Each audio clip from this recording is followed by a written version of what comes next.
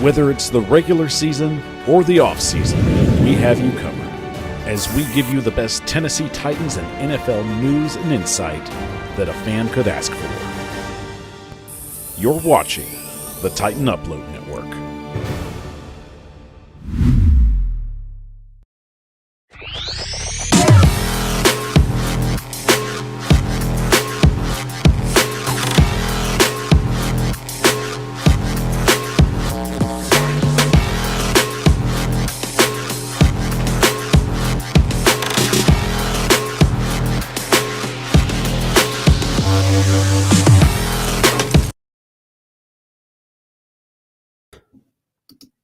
The Power Hour is on the air, live streaming on YouTube, Facebook, X, and Twitch. I'm your host, Michael Bishop, and as always, thank you so much for joining us on this fine Monday evening. The Senior Bowl is in the books, and as of right now, we had a terrific trip. Rossi, Upload, and Mr. Producer handled business as usual, and we got some really nice highlights for you guys to share throughout the week. And of course, we'll be talking about that. Not only that, but of course, we're doing our first mock draft of the year. So, of course, I really feel I want to get Tyler's inspection and his just broad sight of just what he feels that the Titans need to do going into the season.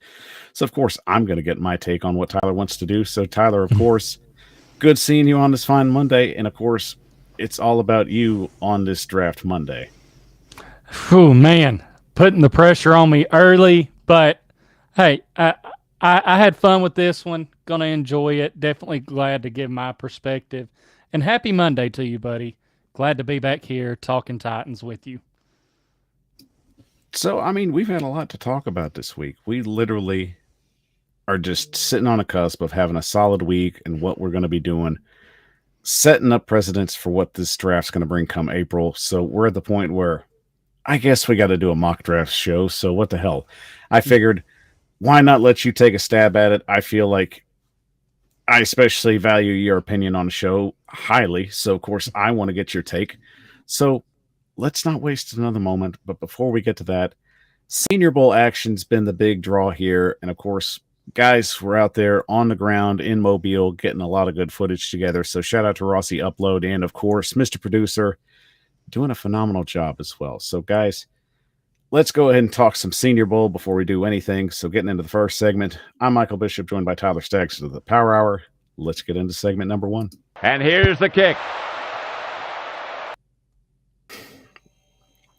So let's hit it from this perspective. It's a shaker and a mover kind of situation. Everybody that came into the saying their numbers were going to jettison or they were going to plummet. So right now, the intriguing part to me is a lot of these guys, the players we don't know a lot about, we kind of get their name, we'll figure out what they're going to do and bring to the table. But the selling point is I enjoy these kind of just situations these guys come into because you find out a little bit more about them, not only as players, but also as people.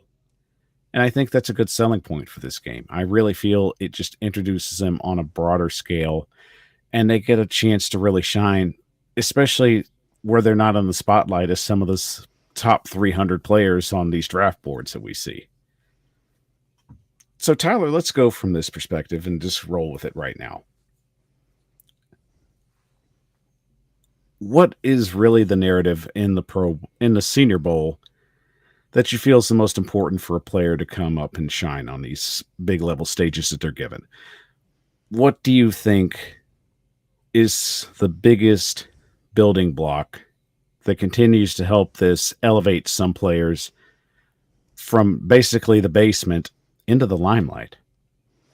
Yeah. So, one thing that I kind of look at with the Senior Bowl is, and this kind of, I don't know how many NFL teams maybe look at this as much, but, these guys, they've been with their teams all year long. You see on film what they can do with their teams, like what they've done throughout the season. But now you're bringing them into a situation where, they're playing alongside different guys that they don't play with.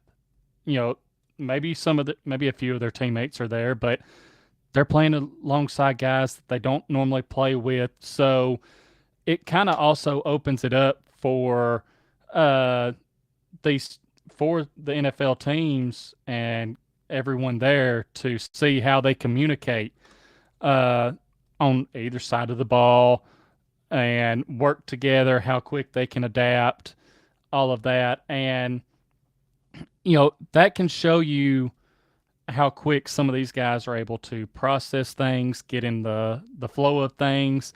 And those are some things that you look for at the next level because obviously, guys that you draft, they're going to be coming to your team and they're the likelihood of them having a former teammate there that they already have like some chemistry with or familiarity with. I mean, it's pretty low. So you get to see that aspect of how they can adapt and overcome and all that and how quickly they learn. And also, some of these guys, like you said, they may not be the best of the best, but they can have moments where they're going up against better talent and shine.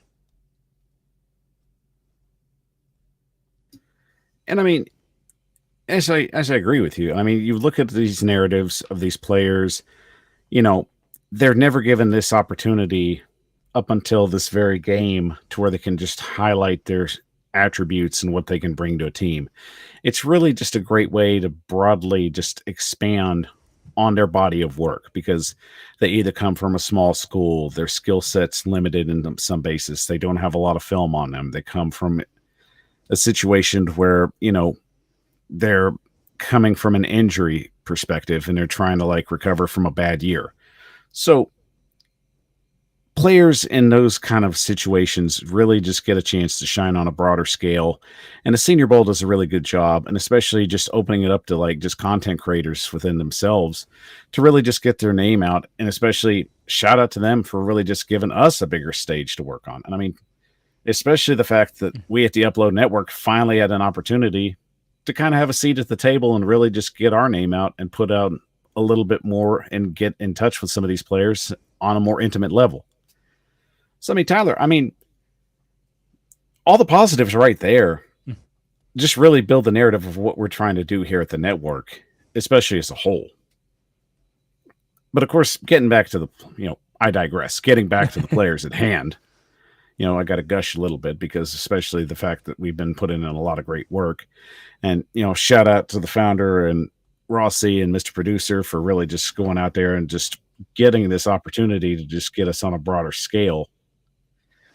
So let's just get to this point, Tyler, because I'm rambling. Let's get to this point. From a quarterback standpoint, and of course, this is the biggest selling point. You don't have the big two, which is what we'll call them at this point. But we understand they're always looking for QB3. They're always looking for that guy that's under the radar, but you're waiting for that little bit of just oomph that's going to get your attention. Jackson Dart seems to be front and center at this point. Do you agree or disagree, and why? Yeah, I agree with that. I feel like going into this, Dart was already kind of the third QB being talked about, anyways.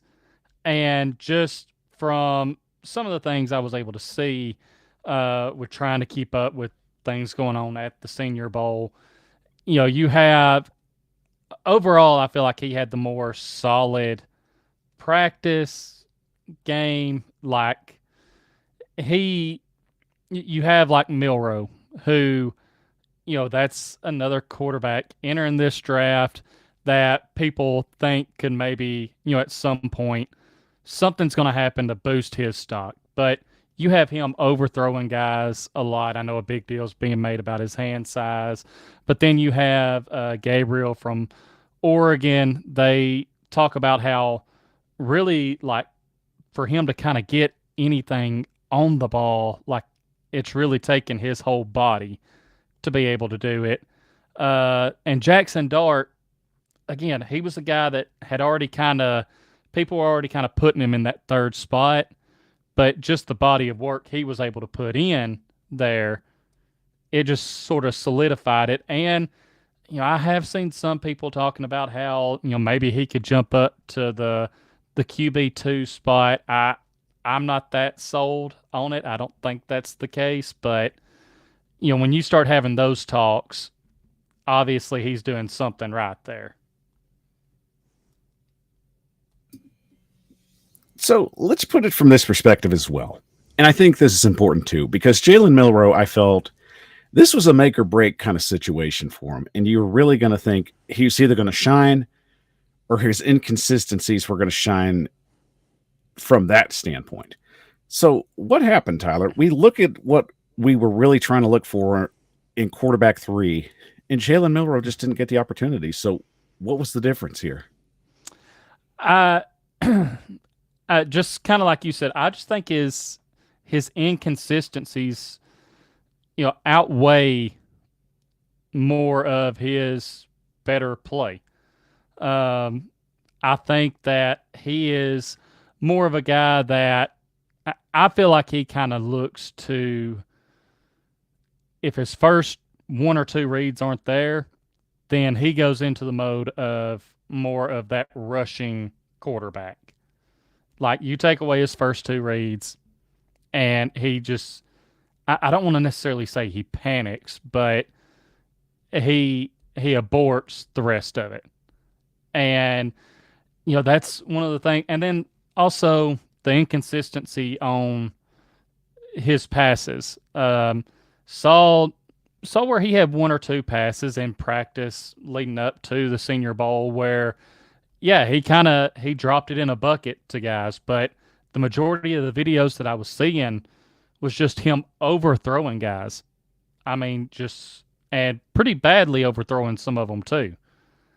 And you gotta, if you're gonna play quarterback at the next level, you gotta work on that stuff because, and I'm gonna throw this out there.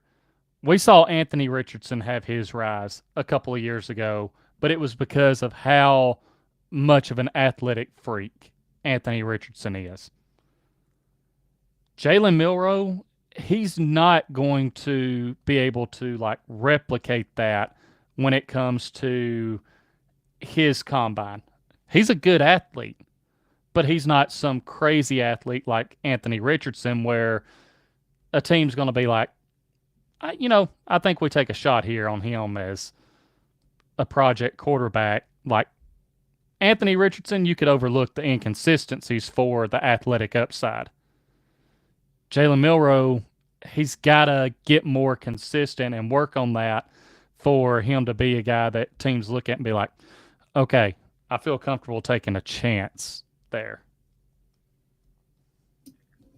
Yeah, and I mean it's worth the risk. I mean, but right now at this point, Milrow, while he has a strong tool set and there's intrigue there, and I know somebody's going to pull the trigger on him if they feel that he's worth the risk.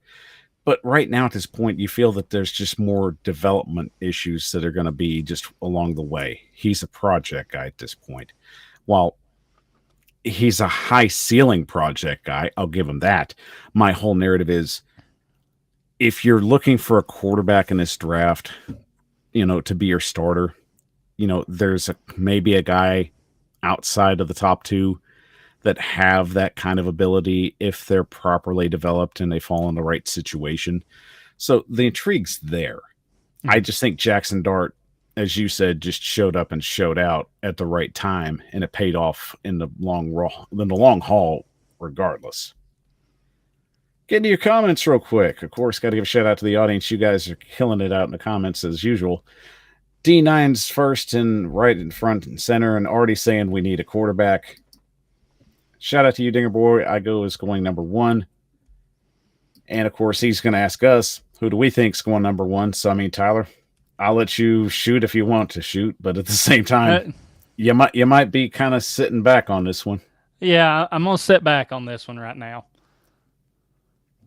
That's real loud. I mean, I can tell you, I'm sticking with my guns, especially from last week. But at the same time, I mean, you shouldn't be too surprised. But I mean, we've got 2.5 more months of this thing to discuss this.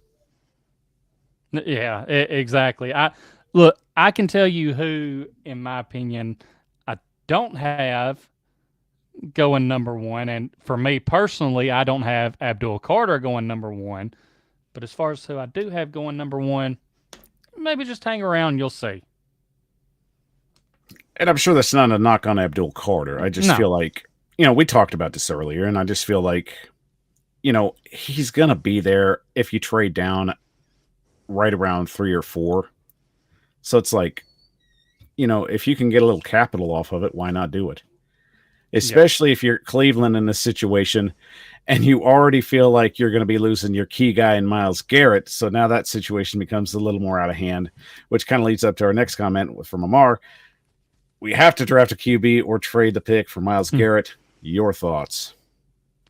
Yeah, when I first saw that news today, I shot you a text and I was like, hmm, like a pick swap, and we also get Myles Garrett. But I like you pointed out, Myles Garrett, he wants to go to a winner.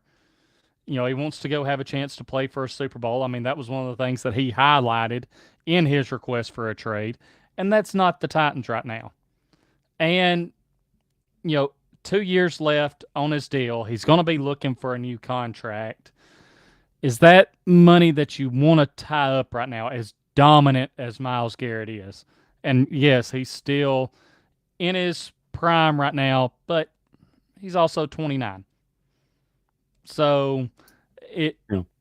it's one of those things where if it happened, like if the depending on what the details of the trade were, then okay. I mean, I'm not going to complain about Myles Garrett in two tone blue, but I don't see it happening, and I'm also okay with that. Yeah, I mean, it's fun to think about, but in retrospect, you're talking about a guy that's going to command, 2 years of taking on his salary, which isn't going to be cheap. Mm-mm. You know, he's in win now mode, as we talked about earlier. So, your Kansas Cities, your Philadelphias, your Green Bays, your Washingtons, teams that are already built in order to basically make that kind of investment and just go out and try and push for a guy like that to help take you over to the edge. And I mean, that kind of circles back to the discussion we had last week. That's why we said draft the quarterback first. Then when you're in situations like where you have a guy that's successful, these situations come around where you have guys with that kind of talent and you can afford to give up assets and you can afford to give up draft capital because your window's open. Mm-hmm. It's a gamble, and it's basically something we did when we had a window, but we had a window at that point. I just wish the investments just paid off better. God, I wish they paid off better. Let's just be honest about that one. Right there with you. And let's talk about an investment. My heart goes out to the Dallas Mavericks because, leave it to the Los Angeles Lakers to find a way to just keep bringing in just, transcending talent. Uh, And uh, I'll leave it at that. and I have to throw this out there right quick because I've seen all the posts and tweets about what's the NFL equivalent to this trade, and I saw some people say the Titans trading away AJ and getting Traylon Burks, but let's be honest here, that is, in my opinion, that's worse than this Luka for AD trade, basically, because at least AD has proven something in the NBA and prove he can be effective. Traylon Burks hasn't done Yeah. jack. So like that's not a fair comparison, I feel like. So just wanted to throw that little nugget out there. But yeah, feel for you Dallas Mavericks fans, because I mean, one thing that can be related, Jason Kidd didn't even know about the trade going to happen. And you could tell when he's sitting there in that press conference, he looks like a defeated man. Yeah, that's probably one of the loneliest seats that a head coach probably had to sit in for at least one perspective. That's not even an apples to oranges scenario. That's like an apple to a rock. So just getting that out of the way because I know that's like been the elephant in the sports world for the last 24 hours. Shout out to you, Titan Bro. Good seeing you, man. Shout out to Mom. Love you, mean it. Good seeing you on the show. Bros also says, yeah, it makes no sense to go from worst team to worst team in the NFL. Yeah, I mean, when your window's open, your window's open. And I mean, Cleveland. I hate saying this. It is. I'm not trying to throw shade at Cleveland or anything, but just they just wasted a major opportunity there. They really did.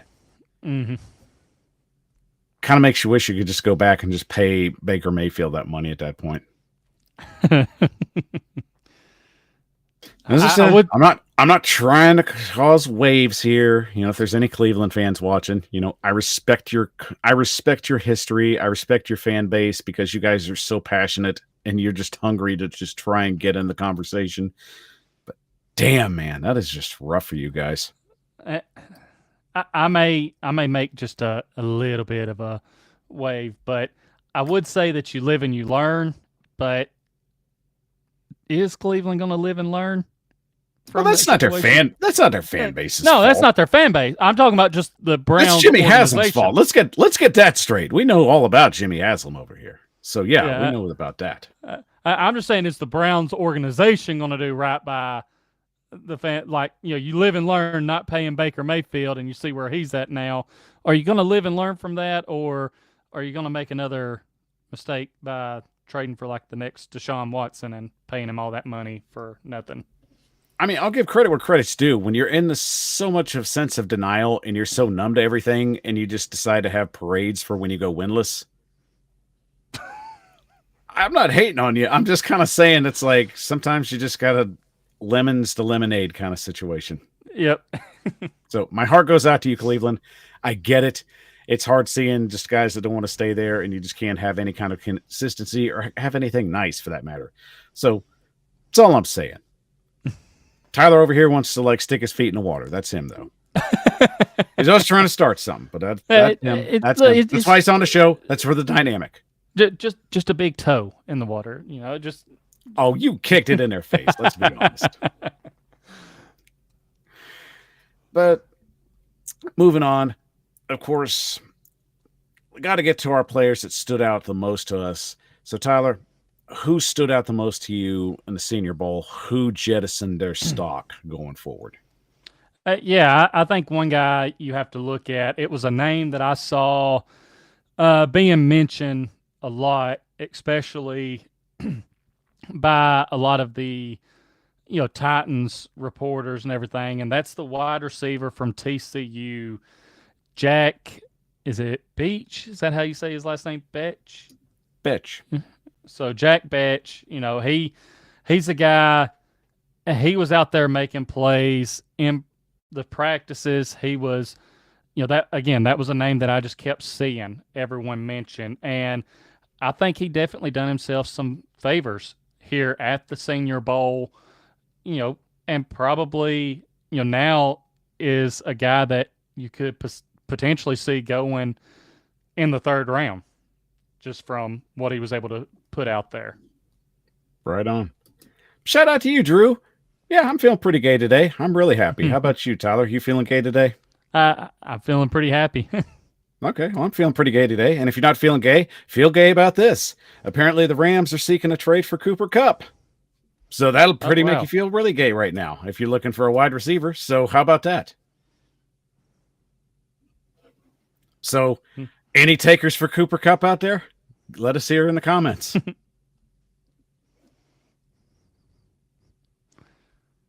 It's not a joke. Man. I'm telling you, Cooper Kupp wants to. Yeah. Cooper Kupp's looking for a trade. We're getting mad trade breaking news today. So everybody superstar status wants to get out of here. Now look, if there's a trade that screams Titans right now, you're talking about a receiver that's over 30 years old. Right. That had a little bit of a down season. This has Titans stamped all over it. Right. That's exactly what I'm getting at. So I'm just saying, I think we might have one. So Titan Bros jumping in on his 5th round for Kupp. Basically, so we traded D-Hop for Kupp. I mean, what's his salary though? Is that workable? So if we got a numbers whiz, I'm just saying that may Possibly. I'm not saying no. I'm not giving a full yes. I'm just saying possibly. Let's see.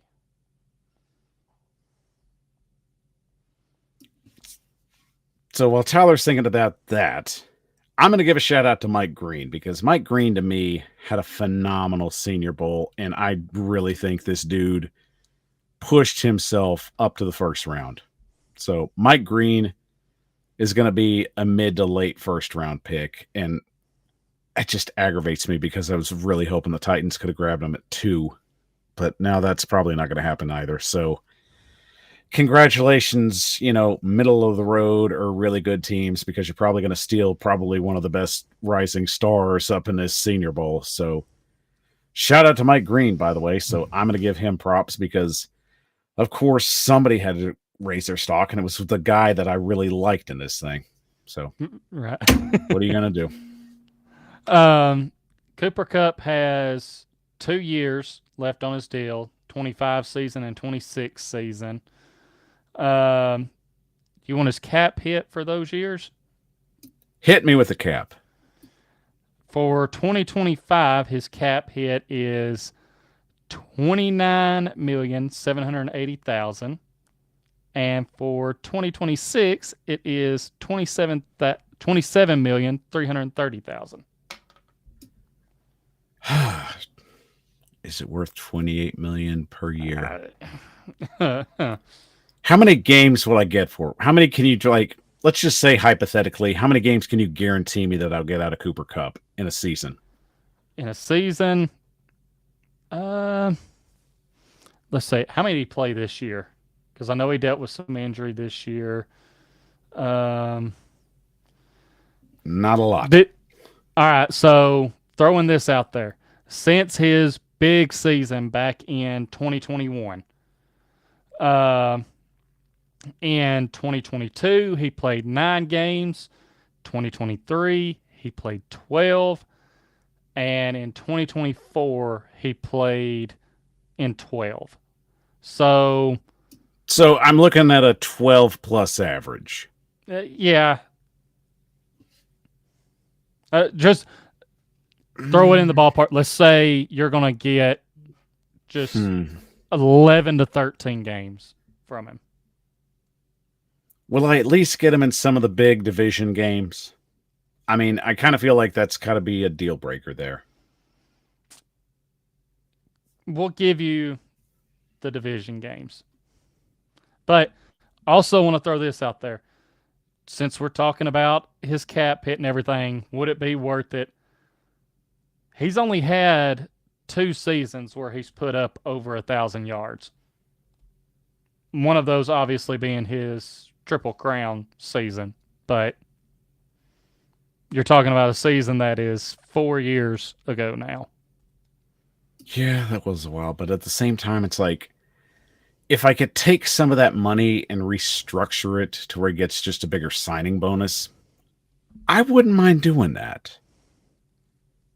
Especially if I could draft somebody at the wide receiver position and basically put them in a spot to where I don't have to like rush them out there. They can basically just like Derek Mason was when he was first drafted with the Titans. I can just put him in the backfield, let him get comfortable, and just work his way up there. So I'm not opposed to it. I just feel like that I would have to like really just find a way to just rework that salary because that's going to be one tough scenario to try and break through. Right. So, I mean, Titan Bros, you're welcome to be on this show. We'll be on your show. Let your machine call our machine and we'll have lunch. It's all good. We'll figure it out. But that out of the way, I say tell Cup he'll make $1 million per game if he plays, so up to 17, but probably more like 9. I mean, you got to take into consideration taxes because when they play out of state, certain state tax laws differ. So, depending on, you say that he makes $1 million per game, take in consideration, if they play in New England, the taxes are very much at a higher stake. So depending on how much money he's going to make net, I think that complicates matters too. So Plus, that's really why you want to just have like guarantees in your contracts because, you know, incentives. And I think a lot of contracts, incentive wise, they want to try and push a lot of those things that way, especially from a pay perspective. Man, a lot of good topics to get into tonight. We just got things flooding through. We got players that just don't want to be anywhere anymore and just get out of places. So we can't really even talk about what we're trying to talk about in the first place. But hey, that's okay. It's a football talking show, and we're here to talk football regardless of everything. And we still got to get to your draft, Tyler. So it's like there's a lot going on. And I want to put this out there since, talking about Cup, obviously. Spotrac put out there and this was 2 minutes ago in regards to Cup, and I don't know if he meant to say 2025 and 2026 because he put 2024 and 2025, but obviously 2024 is over with. But for the first year, the new team acquires $20 million, $5 million guaranteed. And for the next season, $19.85 million, none guaranteed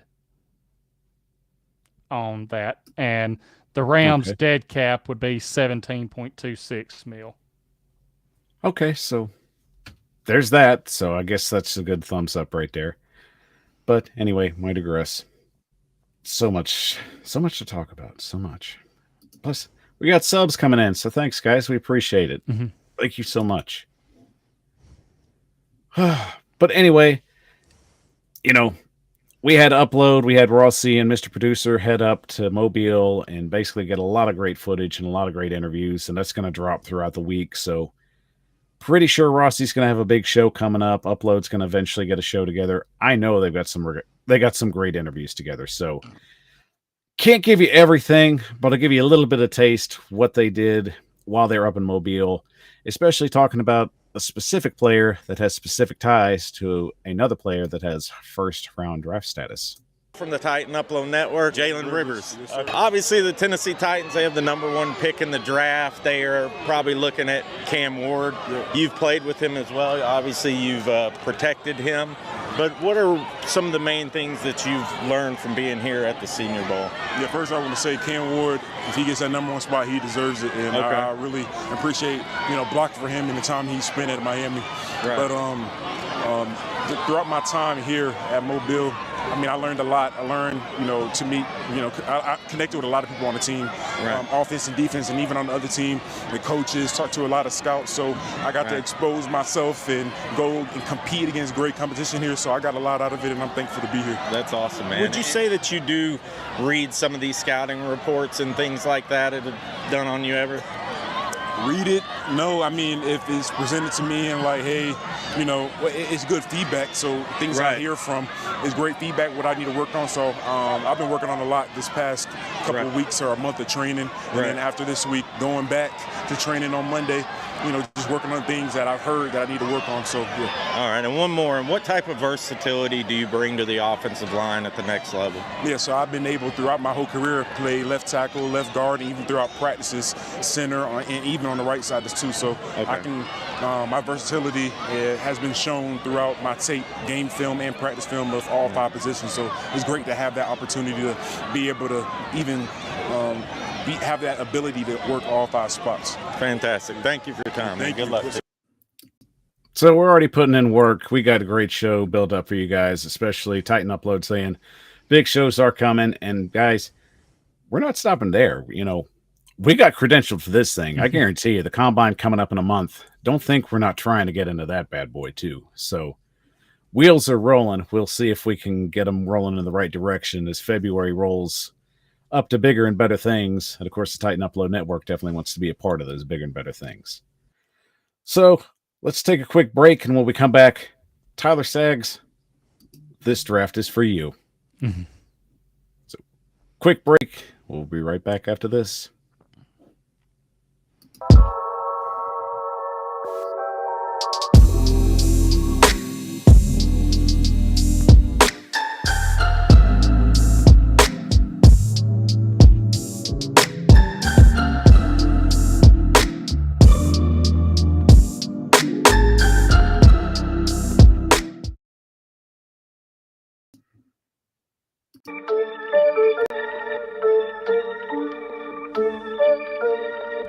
watching the Power Hour with your hosts, Michael Bishop and Tyler Staggs. The Power Hour is on the air, live streaming on YouTube, Facebook, X. I'm your host, Michael Bishop, and as always, thank you for joining us on this fine Monday evening. Gotta say, guys, you are killing it in the comments as always. And of course, we're getting subscribers. We're getting everything that we could possibly just imagine on a Monday where you guys are just super engaged and want to talk football, whether it's Tennessee Titans or just NFL related, because, hey, we got one more game and then it's into the oblivion of just nothingness for the next 6 months. So, but hey, I mean, I guess if you got a reading list that you wanted to catch up on, I mean, more power to you. That's just something you can do. Or maybe you just got a hobby you've been laying off. But hey, we're going to keep doing what we do, and that's continue to give you great NFL or Tennessee Titans content, regardless of whatever year it is, whether it's regular season, off season. That's how we roll with the Titan Upload Network. So thank you guys for so much, and don't forget to tighten up that like button, share and subscribe the show, because that's how we continue to give you all this great Tennessee Titans and NFL content for you going forward. And also, don't forget, guys, we've got a lot of great shows coming up. And, of course, the last live streaming show of the year, Super Bowl 59. Whether you think it's rigged or not, you should come and watch anyway, because it's going to be a great time. And it's going to be the last game of the year, our last live stream. Upload's going to put up a great show, as always. So make sure you check that out this Sunday. Don't come here Saturday, because I don't. I mean, you can come here Saturday and watch the videos, but I would strongly suggest you come here on Sunday where it's meant to be watched. All right. So let's get to a few more comments before we get rolling, Tyler. But I promise you, you're going to get to your. I'm going to let you have your moment. It's your mock draft. I'm not trying to hold things back. It's banter. Everybody came and showed up for us, so I just want to make sure we show out for them. Al Pierce, good seeing you, man. And I promise you, from what I've seen and what I've heard, it's great stuff. So it's going to be really fun to just talk about, and just we're excited about this. You guys are really going to be really stoked with what we got. Shout out to you, Lee. Good seeing you as well. No Face, good seeing you as well. I always like the Titans, but NFL is fake. It's rigged. Looks like the facts. Referees make them home win and can't even play in a Pro Bowl game anymore. I mean, did anybody watch the Pro Bowl? I was going to talk about the Pro Bowl, but there really wasn't anything to talk about. I mean, look, at this point, do away with the game and just have them go there for the mini games. If that, like, I'm not even big on the game anymore. It just doesn't have that. It doesn't have that allure like it used to. All right, getting back to your comments real quick. Where are we from? Tyler, where are you from? And I see Titan Bros already decided where you're from, and it's kind of somewhere right next to the stove and I guess the cast iron skillet. Yeah, cornbread capital. That. I mean, just Middle Tennessee. Born and raised Middle Tennessee, and that's where I plan to stay. Yeah, East Tennessee for me, yet strangely, I look nothing country. I sound nothing country. I'm prototypical. I stand out like a sore thumb here. I don't even like sweet tea, I'll be honest with you. Whoa. I don't care. It's my show. You're drinking dead leaf. Think you know a guy. Oh, what are you going to do? Divorce me? I'm leaving. I'll be fine without you. Have fun talking about this draft then. Well, it's your draft, so I mean, I put it together. Oh, goodness. All right, guys, don't forget, tighten up that like button for us, subscribe and share the show.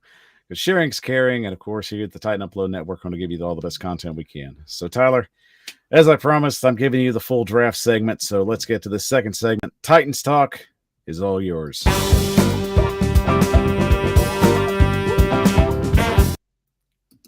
you need me, I'm right here. All right. And everyone in the chat, just want to preface this. Mike mentioned it earlier. The draft, still 2.5 months away. Very likely, my mock drafts are going to change between now and then.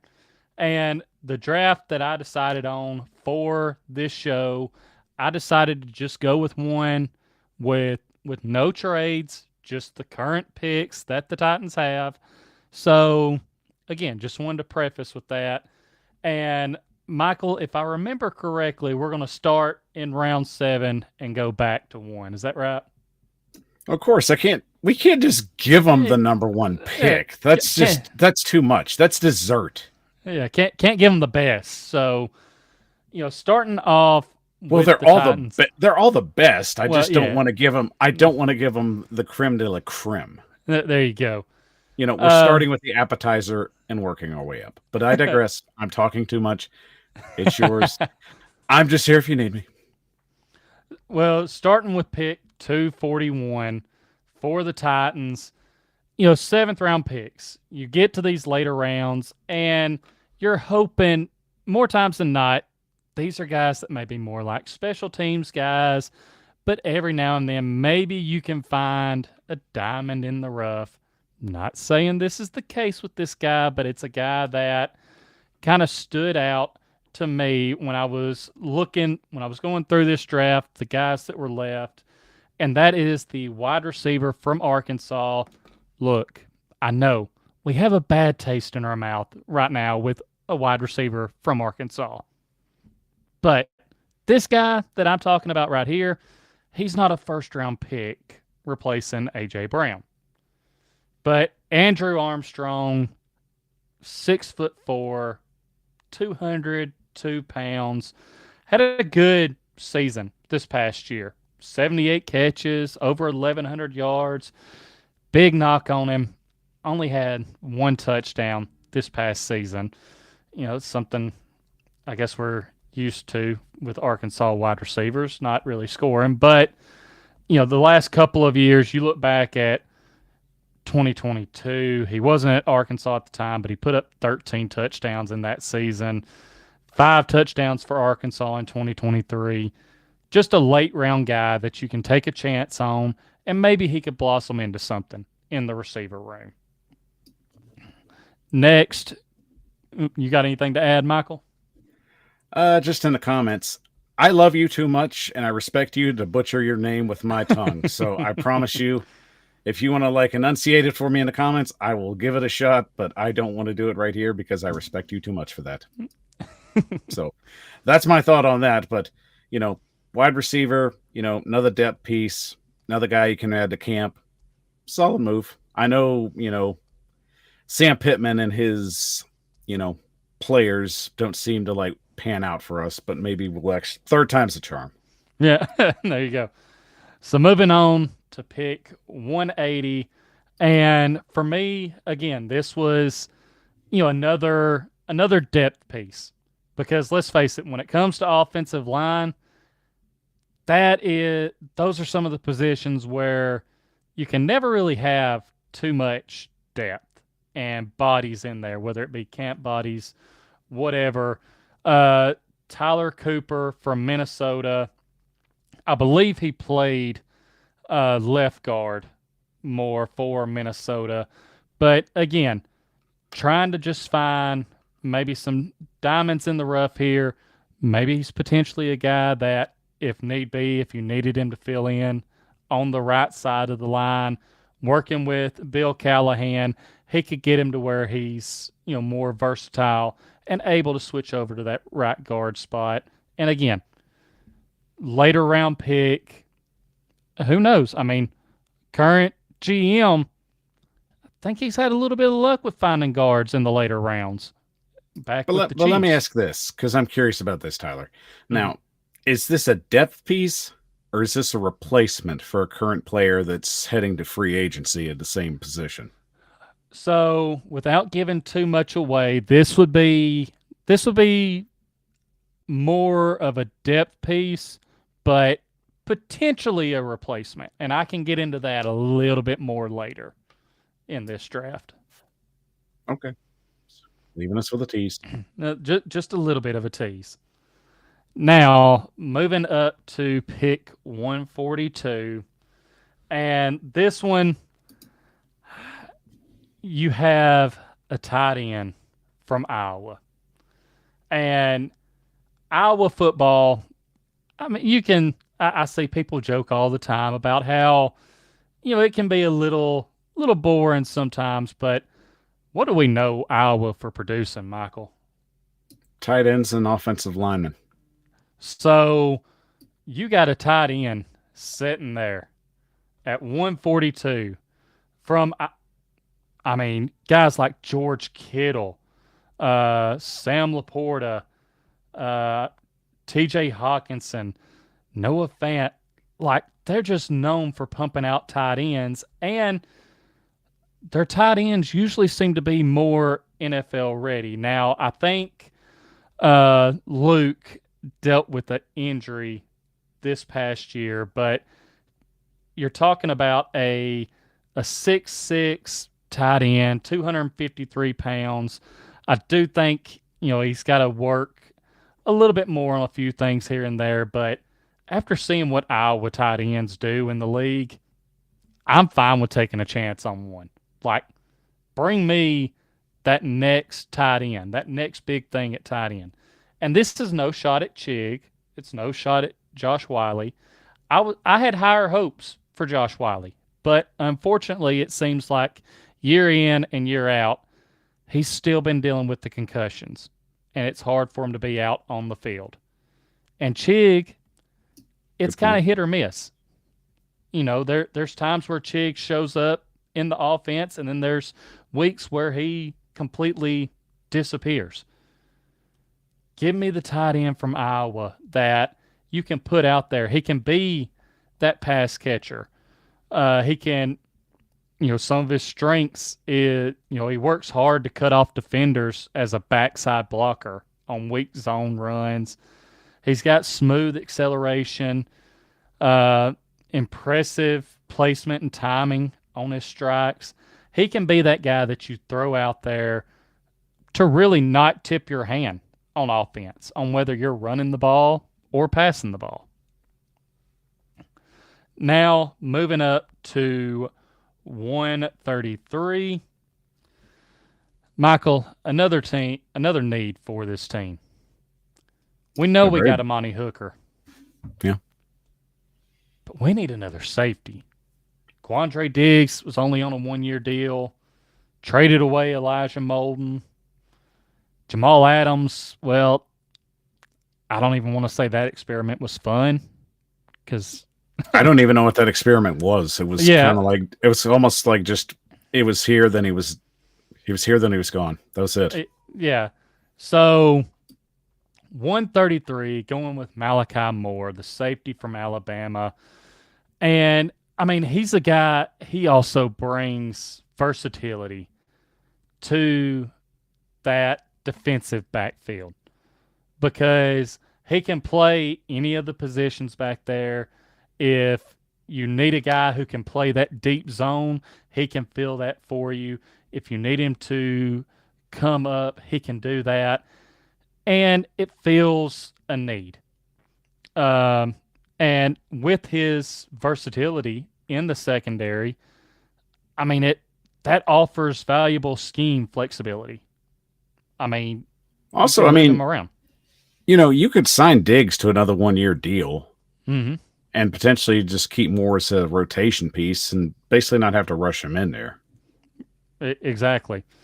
And, he's also a guy, I believe in his senior year, he had, I know he had at least one interception, but good tackler, able to get in the backfield, get some tackles for loss. So, again, just felt like that was having Malachi Moore there available at 133. He fills a need and could add some versatility to the defensive back room. Now, at 119, obviously, you see the receiver at 241, but we need more receiver help. And who better than Juice Wells at 119? I mean, he's a physical receiver. He's not scared of the contact and physical play. He's got good run after the catch ability with excellent balance and agility. And I see other people in the chat, they were talking about Jay Higgins, but right now you got first round talent. You got Yeah. first round talent in the fourth round, because if Exactly. he didn't go through that foot injury in 2023, I mean, you're talking about a guy that easily could have gone, late first round, early second round. Right. I mean, he's a strong route runner, can get good separation, got good body control. So just felt like for a team that needs wide receiver help, having Juice Wells there at 119 in the fourth round, I'll sign on the dotted line all day. Now, moving up to pick 102. What's another position this team needs help with, Michael? I mean, we covered safety. Mm-hmm. We've definitely covered guard at the guard position, because that's going to be a big one. I mean, we can still add on to the offensive line, but I feel like you're going a different way here.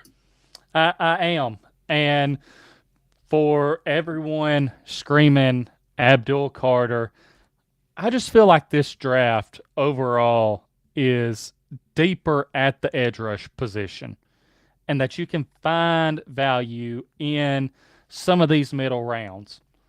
And Tyler Barron from Miami, I feel like could fill that need and be a guy that, whether he's coming in for Arden Key opposite of Harold Landry, whether he were to get the starting spot, we know Tyler Barron pretty well. He played obviously for the Vols for several years before ending up going to Miami, but he's got a good get off at the snap, can win at the edge and threaten the C gap. He's diverse in his pass rush arsenal, is good at switching between the speed and power and inside counters, and he's got a high motor. So he can be effective as a 5 technique or standing up in a 2-point stance. So he brings that versatility to his game.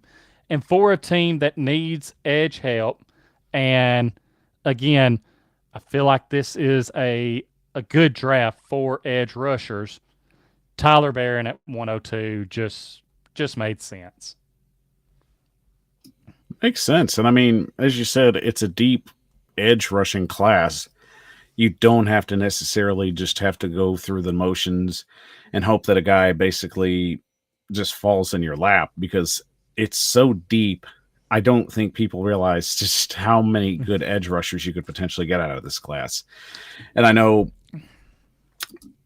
Steven brought up, couldn't get Mike Green apparently in the second.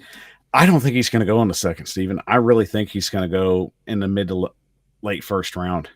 I think he had such a great opportunity at the Senior Bowl. His stock just skyrocketed. So I don't even think anybody's going to have a shot at him in the second round. But Tyler, you still got some major holes to fill. And I mean, we're looking at 2 key ones. So Yep. I got a feeling I don't see you drafting a tackle at 1. So let's just be blunt about that. So let's just say the tackle position gets filled. Who's the guy that was available and you felt was the best fit? Yeah. So, and look, I'm like you, I'm not going to try and butcher anyone's name, but the guy at 35 that I go with is the tackle from Arizona, and that is Jonah.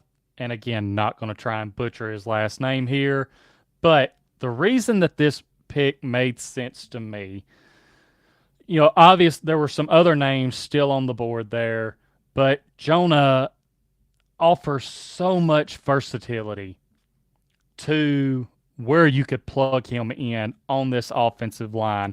And this is the point that I was getting to with earlier with Tyler Cooper, as far as if he could be a depth piece or potentially replace someone leaving, Dylan Radins, because I feel like taking Jonah is, you again, versatility. His freshman year at Arizona, he played all 12 games at right guard, only gave up 2 sacks that season and no QB hits.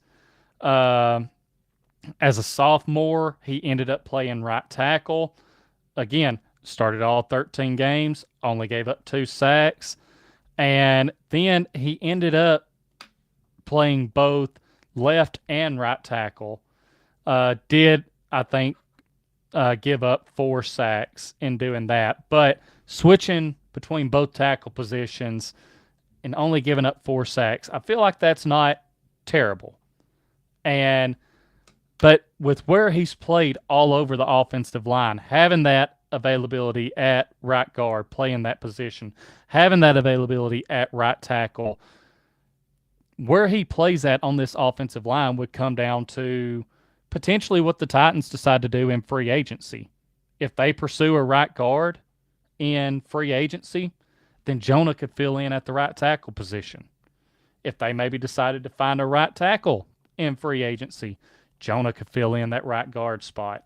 So I just feel like his versatility offers great value there at pick 35. All right, so we've come to the pick that everybody wants. Everybody's ready for the main course or dessert, however you're looking at it. So, Tyler, we've covered every itty bitty perspective of what we can see this team going through for your buildup. So, it's going to be quarterback. Yes. I don't see wide receiver. I don't see getting another edge. I don't see Travis Hunter. No offense to Travis Hunter, but I feel the Titans have stronger needs at this point. So we've already got Team Cam. Well, we've got Cameron's crazies going in here, or we've got, Shadur's crew up. It's going to be up to you to call it what it is. So who are the Tennessee Titans selecting at number 1? The buildup is killing the chat. Yeah, it really is. And man, I see all of the Cam Ward comments here. And prefacing this, again, this is the first one. Draft is still 2.5 months away. This could change. And I just want to say, I'm happy with either quarterback, Shadur or Cam Ward. But in this mock draft, I did go with who I feel like fits Brian Callahan's scheme better. And that is Shadur Sanders. So, Cam Ward fans in the chat, please do not come at me. Again, that's why I want to let you know I'm fine with Cam Ward at 1. You can ask Michael. I was going back and forth on 4 different mock drafts for this show. And 2 of them... Technically 5. True.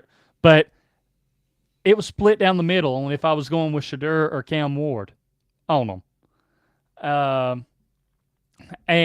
But again, Shadur, he fits Brian Callahan's system better. Shadur is that more on-time quarterback that's going to work within the system. Shadur would rather make plays from the pocket if he can. That's not saying that he can't get out of the pocket and use his legs to extend some plays and run for some first downs. And I see where Charles mentions Shadur protects the ball. One thing I will say about Shadur and the film that I've been looking at is he is more willing to take the underneath stuff and get the positive yards. Cam is the guy that he's going to push it down the field more, even when he has guys open underneath. But Shadur, he's not afraid to take that underneath stuff. He's used to that timing system. And I saw where someone mentioned, being compared to Joe Burrow in his play style. So I just felt like Shadur made more sense here. Let's also add this to the narrative. who have the Titans talked to already and actually Sanders started to have rapport with? So, of course, he's going to have the lead right here. Mm-hmm. And they're going to continue to talk to him. Cam Ward's eventually going to get his turn when they go to the combine. And, of course, when they have their private workouts. And I don't doubt that Abdul Carter and Travis Hunter's going to get their opportunities. It's a guessing game at this point. I think Sanders right now, it's the best take that you're going to go with because they've already talked with him. There's already speculation. But, of course, you can't take speculation for what it is. You basically just take it for what the Titans have already done that you can actually piece the puzzle together with. And I mean, as we talked about last week, I feel Sanders as well fits the system. I feel he brings the dynamic to what Brian Callahan's trying to bring for this team long term. Look, we're watching film on all these guys. Like I said, we've got months to figure this out. We're already doing Cam Ward film evaluation at this point. It's been fun. It's been fun to watch the Durst film. That's the nice thing about actually just getting to look at these guys from another perspective and actually just see what they can do. And also, I think the key point of film evaluation is you're also trying to speculate what they can't do and what they need to improve on. That's really what I look forward to, especially when you have an opportunity to look at their work. You know, Shedeur isn't without his flaws. Cam isn't without his flaws. But I don't think that should just disqualify them completely for the fact for being a first-round pick. I mean, they're there for a reason.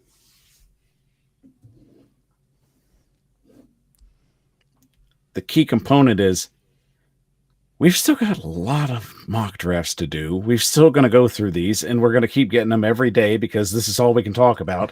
And everybody's going to come up with every wild, conceivable notion in their mind to try and make this interesting. Hell, you're going to get a mock draft where it's just nothing but trades. I guarantee it. NFL Network's going to do it. Fox is going to do it. This is a long process, guys. So, I mean, it's just keeping you guys entertained. That's all it is. At least until that point. Solid draft by Tyler. Will we do another one? I don't know. I kind of feel like I don't want to burn you all out, but if you want more mock drafts, let us know in the comments or just comment when the show's over. I mean, if you're interested, we'll think about it, but I do have some ideas for this year to try and keep some new perspectives going forward. So let's think of it this way. 2 months, you want to keep hearing about mock drafts, or would you potentially like to hear from other people that actually have covered these guys and actually had deep intellectual knowledge and just intimate knowledge of how these players work, especially within their respected systems? So, hey, it's worth that for at least for what it is. All right, and with that, we'll take our final break, and when we come back, Super Bowl 59. We'll give you our predictions, and we want to get your predictions as well. We'll take a quick break and be right back.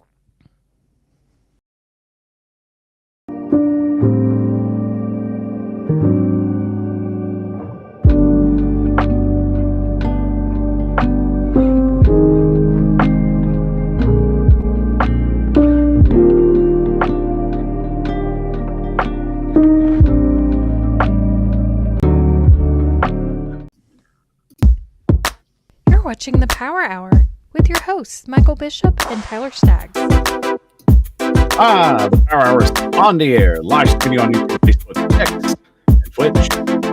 I'm your host, Michael Bishop, and as always, thank you for joining us on this fine Monday evening. Guys, you've killed it. Once again, another phenomenal night, another great night of comments. You all have just nailed it once again. Another great show, almost in the books. Can't do it without you, so one more time for you guys, round of applause. And don't forget, guys, if you love the show, help it grow. Follow us on Facebook, Twitch, TikTok, X, and, of course, YouTube at the Titan Upload Network. And don't forget, tighten up that like button, subscribe, and share the show, because sharing is caring, and that's how we continue to build the show and send the algorithm out to all NFL fans, whether you be Tennessee Titans affiliated or just any of the other 31 teams. Because we'll talk football with you out there. It's all good. So, we've come to the conclusion of our show. And, of course, The Super Bowl is upon us. Whether you think it's rigged or not, everybody's going to be watching because, hey, it's a Super Bowl. That's what we do here. So, for the final segment, let's roll into a tie. So, let's hit that damn theme music. Closing time. Good night, losers. So, let's get to our predictions. Tyler, I give you the first crack. Let me know who is winning Super Bowl 59. Rigged or not rigged? I mean, I've been saying this since they've made it. Give me the side of history. Give me the three-peat. First one in the Super Bowl era. So give me the Chiefs to win this game. They've been there more. They know what it takes.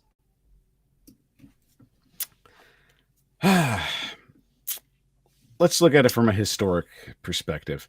And I love using these examples because that's how you build off this. All right, Tyler. What is Andy Reid's overall playoff record? Oh, I remember seeing this, but I can't remember what it is.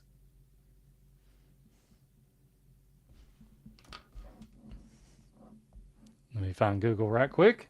You're not going to Google it. I want the answer now. You'll have to tell me. This isn't an open book test. This isn't fourth grade. It's not an open book. It's an open phone. Well, close your phone, son, because I'm about to tell you. Andy Reid is 28-16 in his playoff career. Would you care to guess what Nick Sirianni's is? Nick I'll give you a hint. Sirianni. I'll give you a hint. It's a lot lower. Yeah. I know he's at least got, let's see, this year they've got 3, then 2 from the Super Bowl run a couple years ago, at least. You're literally putting the math together right I'm here. putting Just the math put the together. numbers together. I'm just trying to remember if they played 3 games in that season. You just said 2 numbers. Just put them together. At 5. There you go. 5 and 3. You're sitting here 3 and 2. Put them together. I forgot that they were the number 1 seed a couple years ago, so I was trying to remember if they had to go on the road in the wild card or not. No, you didn't forget. You just didn't want to know.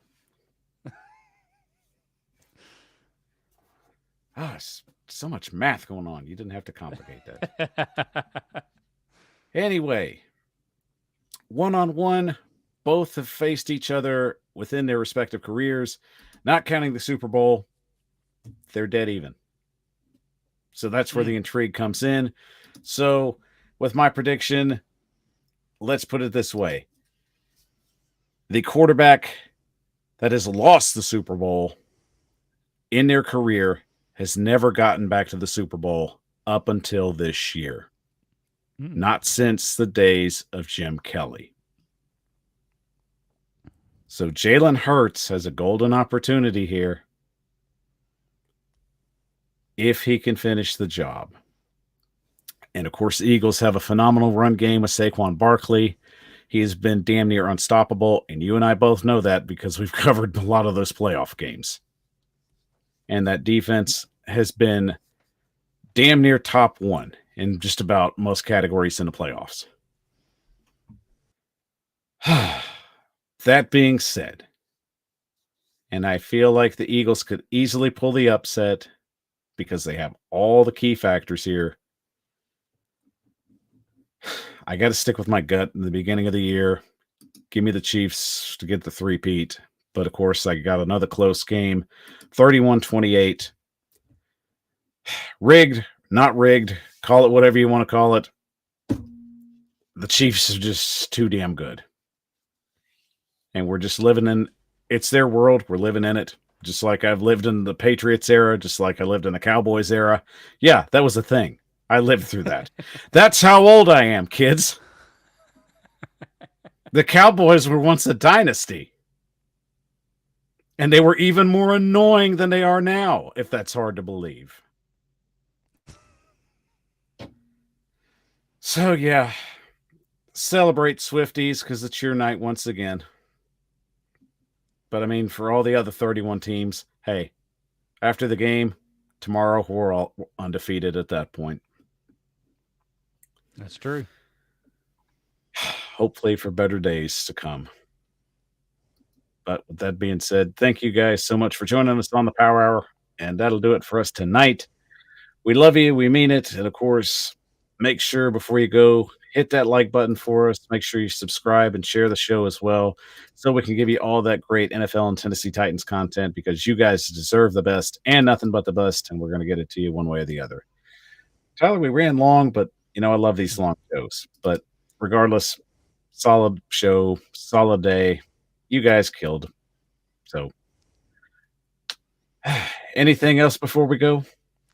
I don't think I have anything else today. Like you said, fun show, though. It's always fun when everybody jumps in and everybody has great comments. So, you guys killed it once again. So, before we get out of here, round of applause one more time for the audience because you guys deserve it.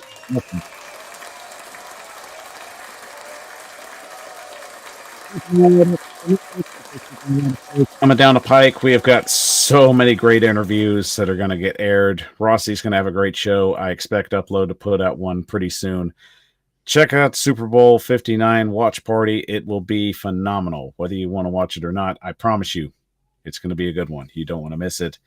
And as for us, we got some pretty cool things down the pike, so keep your eyes open. I promise you got something pretty cool along the way, and we're going to have some pretty cool insight, especially this year. I wanted to try something different when it comes to the draft process, so it's going to be pretty fun to give this a shot. So that'll do it for us. So we'll see you guys next Monday. Have a good Super Bowl whenever you get to it on Sunday. So for Tyler Staggs, I'm Michael Bishop of the Power Hour, and as always, take care and tighten up. Tighten up.